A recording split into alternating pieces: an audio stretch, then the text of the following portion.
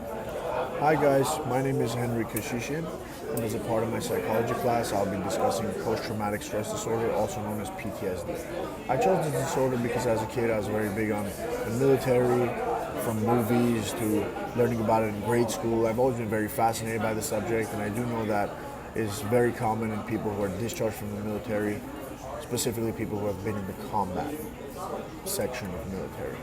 So I'll start off by talking about the generalized description of this disorder. PTSD is a psychiatric disorder that can occur in people who have experienced or even witnessed traumatic events. These events can be natural disasters, terrorist acts, war, people from combat, rape victims, or people who've been sexually assaulted, any kind of traumatic event really. PTSD can also occur in people who have gotten violent threats like death threats, or people who have gotten scared from certain people that are threatening to abuse them, harm them in any kind of way. It can occur in all kinds of people. Some people who experience the same traumatic event as others don't necessarily get diagnosed with PTSD, but it all depends on the person and how heavy they take the trauma that they experience. Psychiatry.org noted that nearly 3.5% of U.S. adults every year are diagnosed with this disorder. It's also noted that non-Latino whites are less likely to have PTSD compared to U.S. Latinos, African Americans, and American Indians. The diagnosis of this disorder requires exposure to a traumatic event. However, it is not always direct. The exposure can be also indirect or secondhand.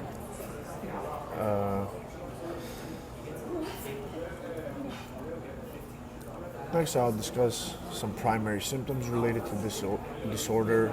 For example, a life-threatening event.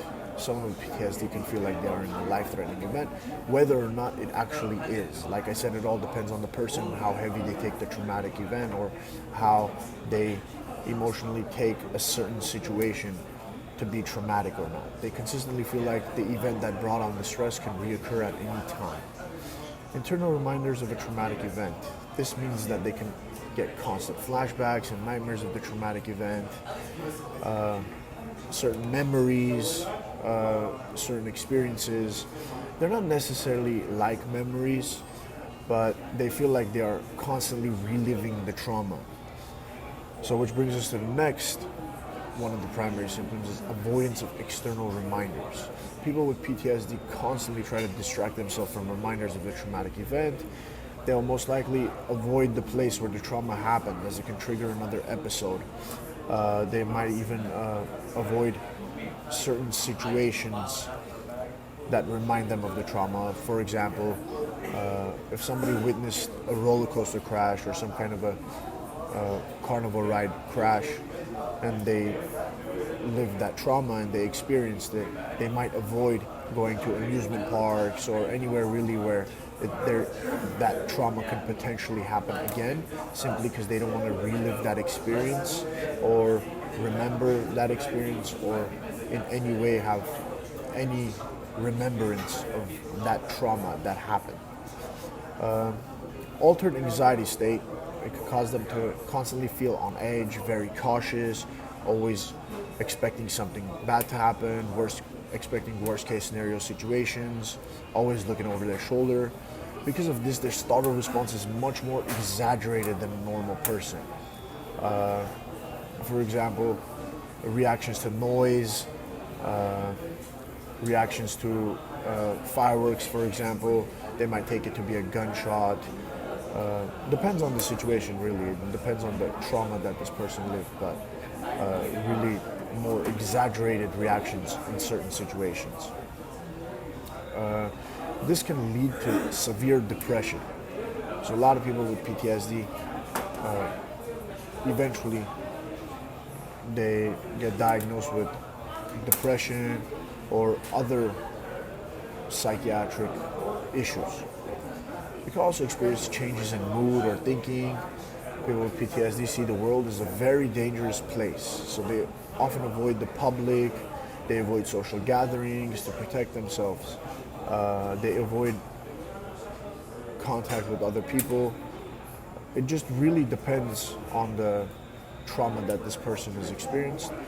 Also, just to note that these symptoms, it doesn't necessarily, people with PTSD don't necessarily have to have all of these symptoms. They can have some of them, they can even have one of them. Some people have all of them, but you don't really have to experience all of these symptoms to be diagnosed with PTSD. And it just really depends on the trauma, like I keep saying, because depending from the trauma you've experienced, it causes different symptoms. Some people have all these symptoms. It really depends on trauma. Next, I'll be discussing the prevalence rates of PTSD. The National Comorbidity Survey replication confirmed that in the year of 2021, the prevalence rates of PTSD among U.S. adults was 3.6%. In 2021, the adults, in 2021, the percentage was higher for females, which was at 5.6%, than males, which were at a 1.8%. Overall, the lifetime prevalence of PTSD was 6.8% prevalence. Lastly, I'll be discussing some forms of treatment for PTSD. Treatments may work on some people, may not work on others. It really depends on the person. Everybody's different. Everybody experiences different things. So, the American Psychological Association Clinical Practice suggests treatments like cognitive behavioral therapy, which focuses on the cause of certain thoughts and feeling and helps target them and change behavioral patterns, which could potentially help somebody. Cognitive processing therapy, which focuses on helping patients learn how to modify and challenge unhelpful beliefs related to the trauma they have experienced. Prolonged exposure, which helps people slowly approach trauma-related memories and feelings by facing them rather than avoiding them. A lot of people may have heard the saying, face your fears. It truly helps. So that's that. Brief eclectic psychotherapy, which combines elements of CBT with a psychodynamic approach. It focuses on changing emotions of shame and guilt and other emotions that might negatively affect somebody with PTSD. Reprocessing therapy, which makes the patient focus on trauma while simultaneously experiencing bilateral stimulation, most commonly eye movements.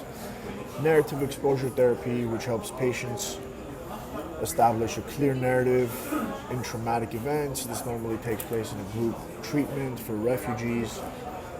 Medications like sertraline, paroxetine, fluoxetine help regulate levels of serotonin, which helps improve the patient's mood, appetite, and sleep, which again plays a big role in somebody with PTSD. They lack appetite, they lack sleep, which a lot of people with PTSD have a hard time falling asleep, constant mood changes. So these medications sometimes, in most cases, help. With that said, this concludes my presentation. Thank you guys for listening. Hopefully, I was able to teach a little bit more on PTSD. Thank you.